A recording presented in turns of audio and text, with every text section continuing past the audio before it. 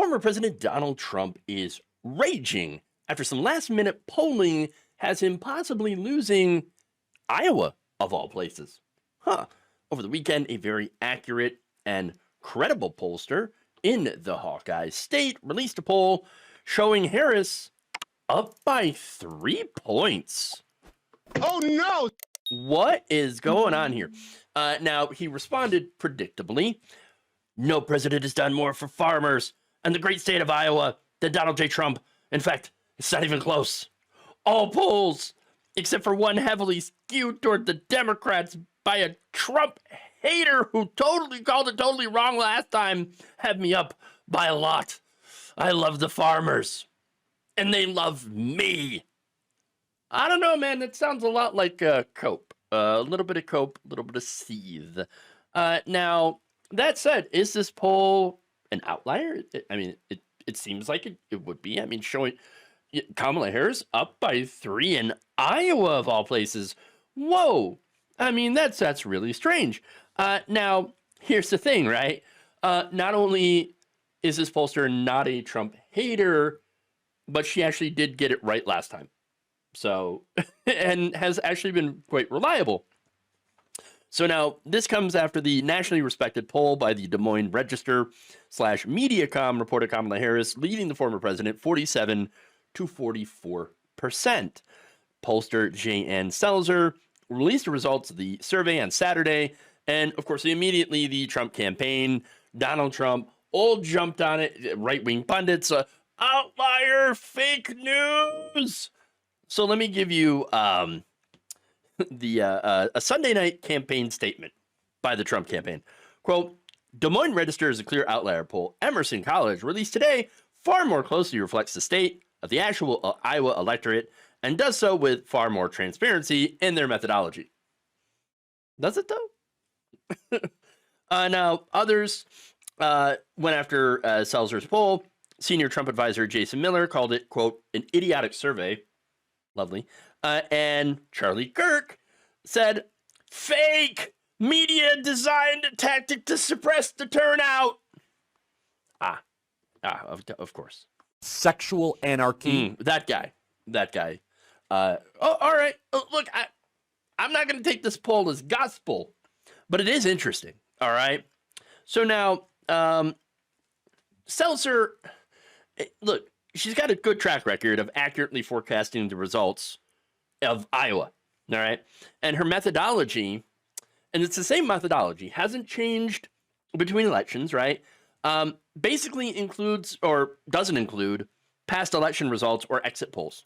She says that, some of the pollsters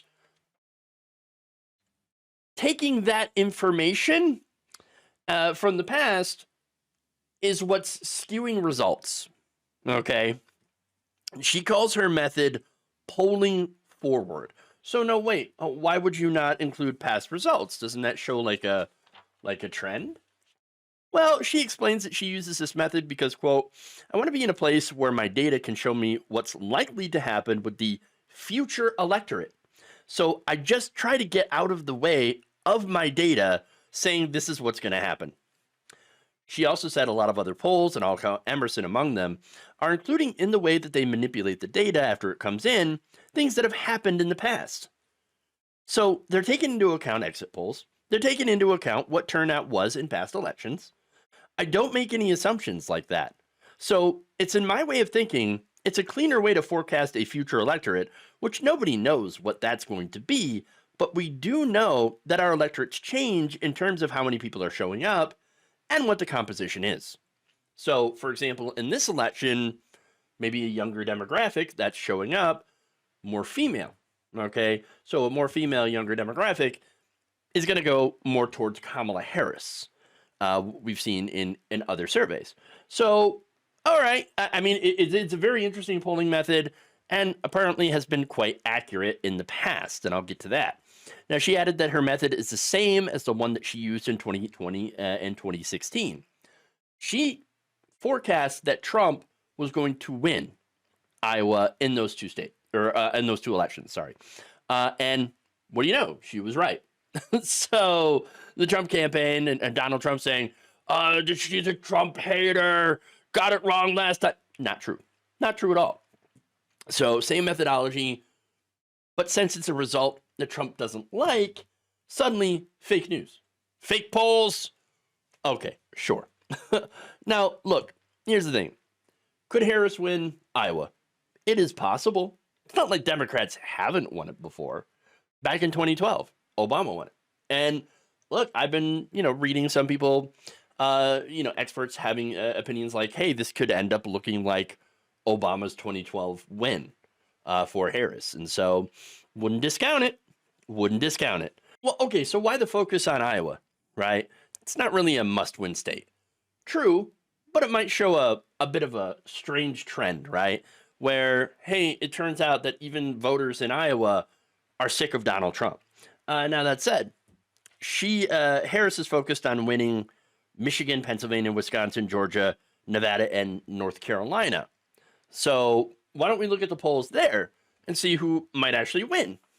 So here you've got these swing states up here. You've got Wisconsin, Harris up 4, Michigan, Harris up 3, Pennsylvania, Harris up 3, Nevada, Harris up 1. So that's really close. Arizona, Trump up 1, North Carolina, Trump up 1, and in Georgia, Trump up 2. So the polling there, pretty close, okay?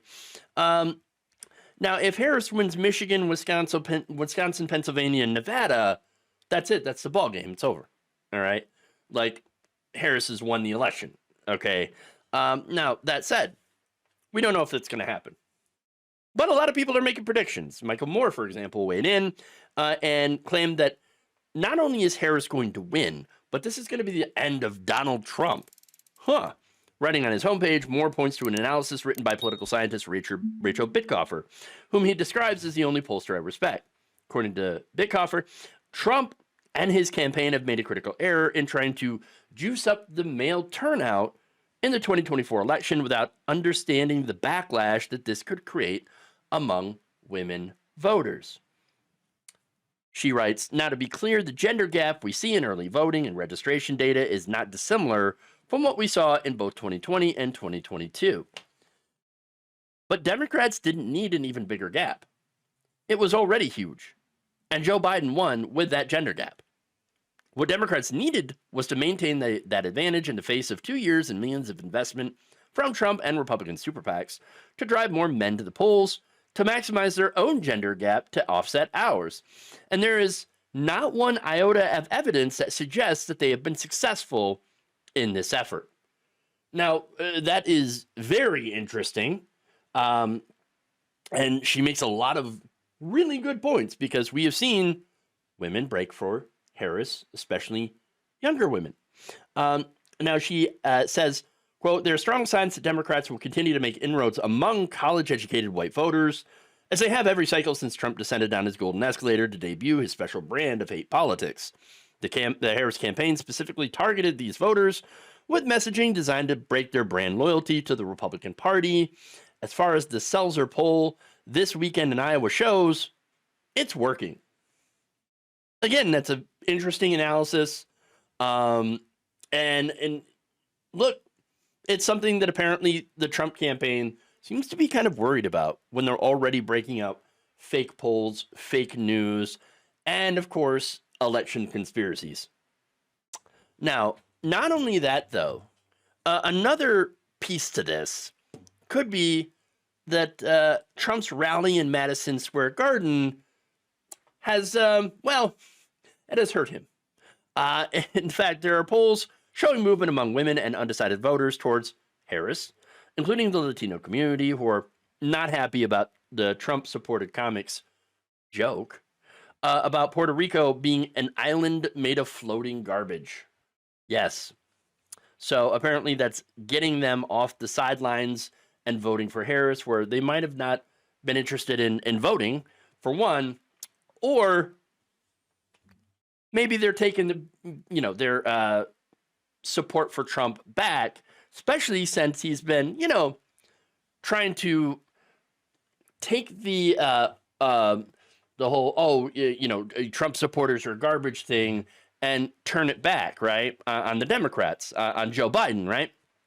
The thing is, dressing up like a sanitation worker and driving around in a garbage truck apparently has made some people think in the Latino community that he is actually doubling down on calling Puerto Rico a floating island of garbage. And so that stunt, yeah, it might have actually just backfired on him. Interesting. But here's the thing. There's so much in this election and so much that could go wrong for either side. It's so close. It's a nail biter. Both Harris and Trump have the potential of coming home with a huge victory. Either one of them could end up getting 300, okay, which is insane. And it's because the polling is so incredibly close. Now, you could say, look, maybe the polling is overcompensating as to not, to not have a repeat of 2016 and underestimating Trump. Maybe they're overestimating Trump. But then again, there's talk of, well, what if we're underestimating Trump again? And so media might be being, and pollsters might be way, way overcautious, where you have people like Selzer are saying, no, I'm using the same methodology that I was right about in all the recent elections that we've had, and I'm using the same now, and it's not good for Trump. So we'll see what happens. But now, that said, personally, so I live in Michigan, and I'm concerned, right? We've got a large Muslim population, and Harris has not been great on that, okay? She hasn't promised an arms embargo, and what she's given to the Muslim community is a little bit of lip service, right? But nothing concrete. Nothing that's going to try to pressure Israel into ending the bombing of Gaza as well as Lebanon. So a lot of voters there that, might end up being enough of them who are dissatisfied with Harris and might go towards Jill Stein. And some might even vote for Donald Trump, which I think would be insane voting for Trump. But again, there is that whole idea of we're going to punish the Democrats. Well, I don't agree with that because you're not actually punishing the Democrats. You're just pushing them further to the right. But that's just my own personal beliefs on that. That said, okay, Tuesday, going to be very stress-inducing as we watch a lot of the results come in. It's possible we're going to see a red mirage and then Trump's going to declare victory early. But, we don't know.